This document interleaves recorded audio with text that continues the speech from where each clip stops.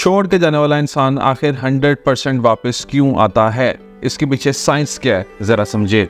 मेरे पास बहुत से केसेस आते हैं डेली बेसिस पे, और जब हम उन केसेस को देखते हैं तो रियल लाइफ एग्जांपल्स भी हमारे सामने आ रही होती हैं, और साथ ही साथ जो साइकोलॉजी बताती है कि किस तरह से ह्यूमन रिलेशनशिप्स इफ़ेक्ट हो रहे होते हैं, और छोड़ के जाने वाले इंसान के माइंड में आखिर चल क्या रहा होता है।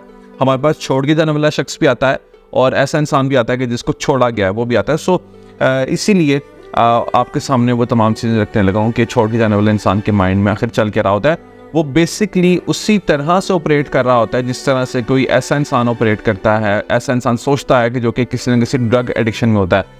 बेसिकली जब कोई इंसान हमें छोड़कर जाता है तो एक तो हमें भी उसकी क्रेविंग तो हो ही रही होती है, मगर जो इंसान हमें छोड़कर गया उसकी भी अटैचमेंट किसी न किसी हद तक हमारे साथ तो होती ही है, और वो भी फिर हमें क्रेव करता है और वो भी रिलैप्स करता है।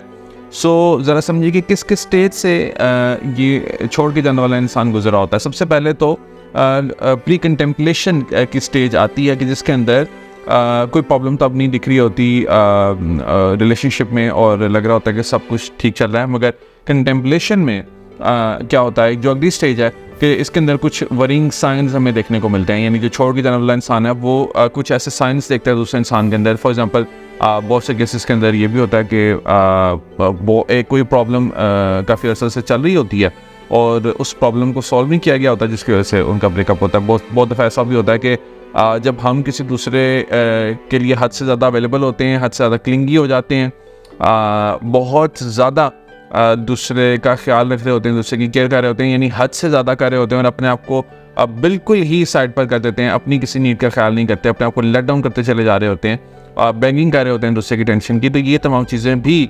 रोल प्ले करती हैं ब्रेकअप में, क्योंकि छोड़ के जाने वाले इंसान को तमाम चीज़ें पसंद नहीं आ रही होती हैं। उसको ये लगता है कि शायद इस इंसान की कोई वैल्यू नहीं है और इस इंसान को हासिल करना बहुत ही आसान है।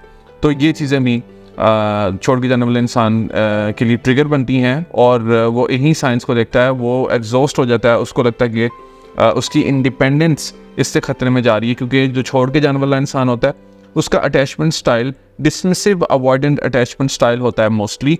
और ये जो डिसमिसिव अवॉइडेंट अटैचमेंट स्टाइल रखने वाले लोग होते हैं, इनको ये महसूस होता है कि जहाँ पर भी इनको स्पेस नहीं दी जाएगी, जहाँ पर भी इनके साथ कोई इंसान बहुत ज़्यादा क्लिंगी होगा, तो इनको लगेगा कि इनकी इंडिपेंडेंस के ऊपर एक बहुत बड़ा क्वेश्चन मार्क आ रहा है, और ये अब शायद इंडिपेंडेंट नहीं हो सकते। सो उसी इंडिपेंडेंस को क्लेम करने के लिए ये छोड़ते हैं।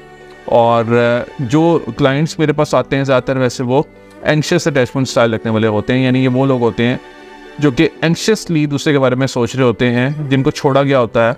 और ये वो लोग होते हैं कि जो कि बार बार कॉल मैसेज कर रहे होते हैं जब कोई दूसरा इंसान धमकी देता है इनको छोड़ने की। एंग्शियस अटैचमेंट स्टाइल रखने वाले लोगों की सेल्फ एस्टीम बहुत ही लो होती है, और ये समझ रहे होते हैं कि शायद जब ये दूसरे के साथ ज़्यादा राब्ते में रहेंगे तो दूसरे इंसान को इसकी कदर होगी, मगर ये इसका उल्टा हो रहा होता है। दूसरा इंसान छोड़कर चला जाता है, क्योंकि जब हम उससे बहुत ज़्यादा कांटेक्ट कर रहे होते हैं तो दूसरा हमें फॉर ग्रांटेड लेना स्टार्ट कर देता है। अब जो मैंने दो स्टेजेस आपको बताई, pre contemplation and then contemplation, so फिर उससे अगली स्टेज भी आती है जिसमें प्रिपरेशन होती है, यानी तैयारियां करना स्टार्ट करता है छोड़ के जाने वाला इंसान छोड़ने की। और ये जो हमें लगता है ना कि अचानक से दूसरा इंसान हमें छोड़कर चला गया, ऐसा नहीं होता। उसके पीछे एक पूरी ट्रेल होती है जो कि चल रही होती है। सो वो जो प्रिपरेशन करता है उसमें गोस्टिंग स्टार्ट हो जाती है, अक्सर उसमें लेट रिप्लाई आना स्टार्ट हो जाते हैं, अक्सर उसमें बदतमीज़ी स्टार्ट हो जाती है, क्योंकि दूसरे इंसान को अब पता होता है कि उसने इस इंसान के साथ रहना ही नहीं है, तो वो फिर फॉर ग्रांटेड और ज़्यादा लेता है, और वो फिर हर एंड तक जाता है, हर लेवल तक जाता है। सो वो कोई कसर नहीं छोड़ता। और फिर क्या है कि एक्शन की बारी आती है कि जिसके अंदर छोड़ के जाने वाला इंसान अब ये फैसला कर चुका होता है कि उसने छोड़ देना है, वो फिर छोड़ देता है।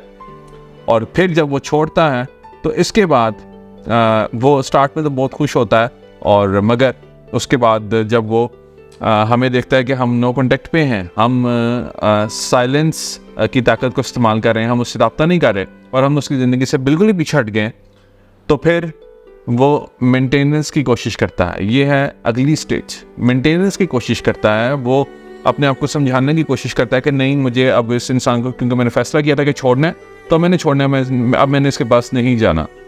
मगर वो उस मेंटेनेंस के ऊपर पूरी तरह से अमल नहीं कर पाता, क्योंकि मैंने आपको स्टार्ट में बताया कि उसको भी क्रेविंग हो रही होती है, और ये क्रेविंग फिर ज़्यादा होती है और हद से ज़्यादा होती है जब हम उससे रब्ता नहीं करते, जब हम अपने आप को इम्प्रूव करते हैं, जब हम उसकी बैगिंग नहीं करते, जब हम स्विमिंग नहीं करते, जब हम उसको चेज नहीं करते, तभी दूसरा इंसान वापस आता है, अदरवाइज नहीं आता।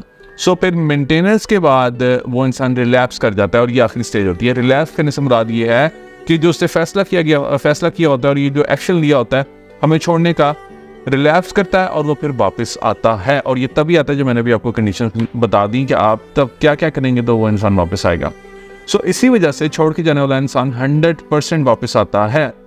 अब ये डिपेंड करता है आपके रिलेशनशिप के ऊपर कि किस लेवल का आपका रिलेशनशिप है, सो दैट कि आप ये फैसला कर लें कि आपने इनके साथ रहना है या नहीं रहना। अगर आप डिटेल से इस मामले को डिस्कस करना चाहते हैं तो दिए गए नंबर पर आप व्हाट्सएप कर सकते हैं, ताकि आपके केस को टेकअप किया जाए और आपके केस को सॉल्व किया जाए।